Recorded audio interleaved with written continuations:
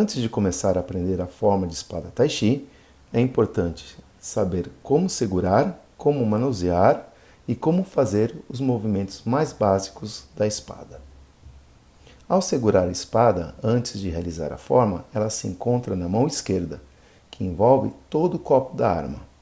O cabo na direção dos dedos, com o dedo indicador esticado, firmando o cabo e a lâmina paralela ao braço.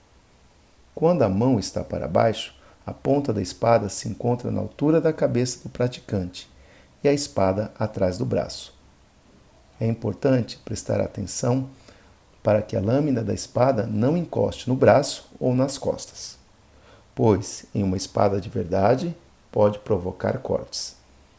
Quando não se está realizando a forma, é recomendado que se segure a espada dessa forma. Durante a realização da forma ou o treino com a espada, a mesma se encontra na mão direita. A posição do cabo se inverte em relação à mão esquerda, com a mão direita envolvendo toda a circunferência do cabo, próximo ao cobo, mas sem cobri-lo.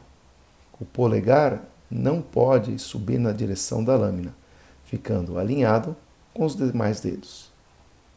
A pegada da espada não pode ser muito firme, criando uma tensão desnecessária, nem muito leve, perdendo o controle da arma.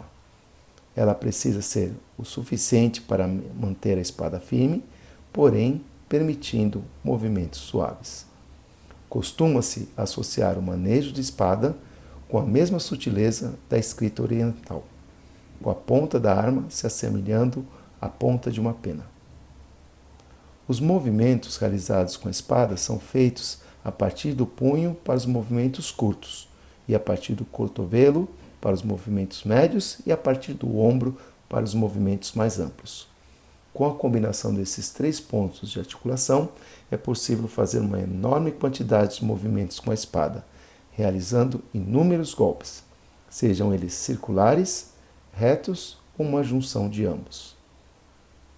Vale a pena lembrar que, quando estiver manejando a espada, deve-se tomar cuidado quando ela passa próximo ao corpo, para evitar ferimentos com a ponta afiada ou com o corte da mesma. O ombro deve permanecer relaxado, o cotovelo para baixo e o tronco sempre alinhado, acompanhando os movimentos da espada. Dessa forma, se faz o manuseio básico da espada Tai Chi.